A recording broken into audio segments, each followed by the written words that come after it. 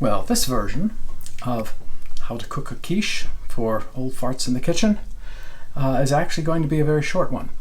This is for those of you who already know how to cook. You don't need all the extra information that those of us who are not that familiar with kitchens do need, and be quite quick. And it's also for those of you who have seen the long video, the full video, and now know how to do all this stuff as you then go to make your own quiche, so you can remind yourself of each and every step. So off we go. So basically, quiche is eggs, cream, and whatever else you want to put into it. So while this is a recipe, it doesn't have to be your recipe. So this one is the basic quiche with caramelized onion, a clove of garlic, Dijon mustard, mushrooms, Gruyere cheese, and they call for thyme, which I love. We've got fresh thyme in the garden, but I also like rosemary when I cook with thyme, so I'm putting some rosemary in as well. And I use half and half instead of milk. Heavy cream. I happen to really like the taste of the stuff from Trader Joe's, but don't be restricted by Trader Joe's. And this Italian olive oil, which I love, it's actually from Sicily. We buy it by the, how many liters? 3 liters. Here's a little olive oil drizzler that we brought back with us from France, made it in one piece. Got a couple whisks to whisk things around, and a sharp knife, and bacon. Well, I don't eat pork and I don't eat red meat.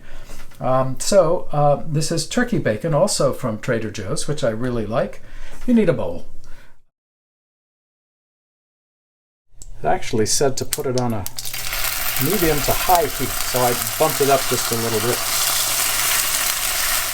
Lay them on the towel so they can get rid of whatever extra fat they've got on them, which will help them get crispy. We want them crispy. So we need to chop it up into little pieces.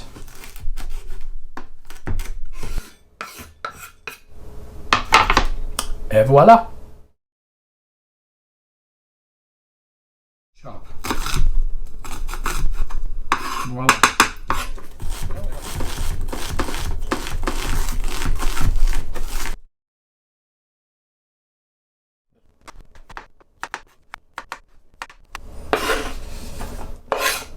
And they're chopped.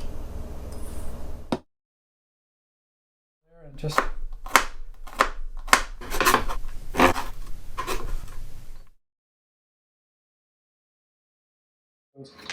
goes like that.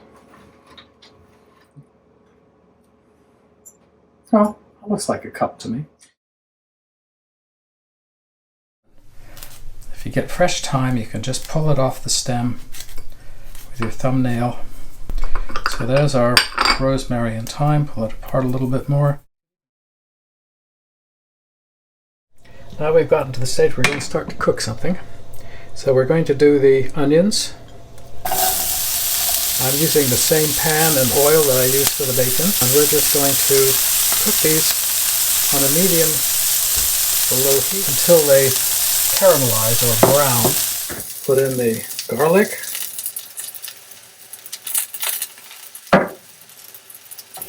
Mix it all around. Cover it up for a bit longer.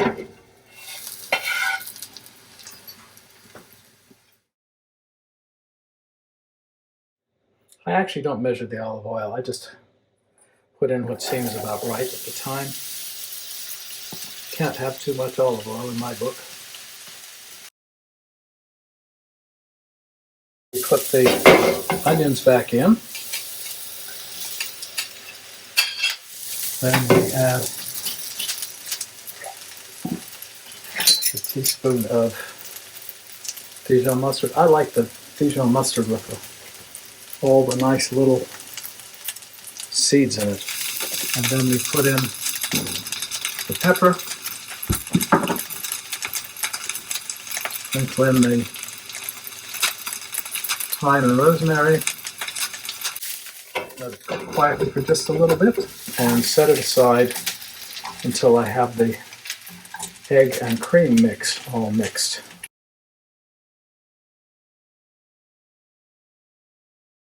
cream and filling stuff, liquids. Okay, so we want to use 3/4 of a cup of heavy cream. So 3/4 of a cup is right about there. I really like the taste of half and half, and so you go up to a cup and a half. Well, you just mix that together. So I'm going to set the cream aside. De-eggshell the eggs. So I'm old-fashioned. I just do it this way. I never learned how to do it one-handed. Never wanted to learn how to do it one-handed. Put the eggs in first. Okay, there's some egg. Here's some cream. Okay, here's our cornstarch. 1 tablespoon, they say. Also says put in your mustard. Mustard. Just put in your pepper. Stir all these things in well, mix them all up together nicely. Here is my pan. A layer of, well, that could be oil, I suppose. I just like the taste of butter. Okay, so there we have that. I'm going to pour some of this into the bottom. And then, see the Gruyere, they said sprinkle that in. See, none of this is difficult. It's just a question of getting a handle on the sequence and what you do. And then, oh, I'm just going to use my hand. I think it distributes it better. In and distributed.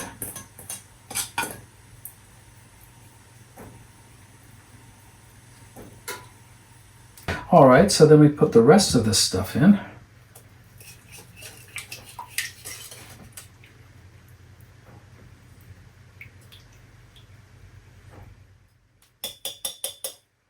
Put a little bit more Gruyere cheese on top. Okay, and then I'm just going to sprinkle some of these things over the top. Curly Q there. Little sprig there. And, okay. Well, it's looking as though it's done.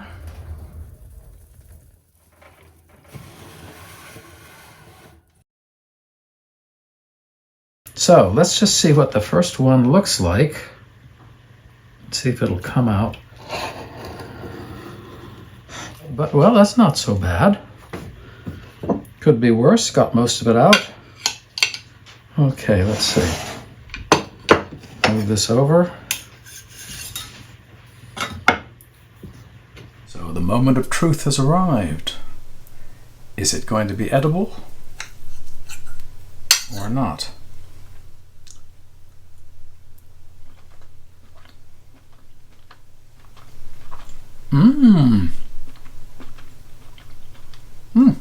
And it's good. So thank you for watching. I hope this will be useful for you. And the recipe for this, such as it is, will be just down below in the text part. So I don't know whether this will work or not, whether I'm going to have any followers or not. But if you're interested, let me know.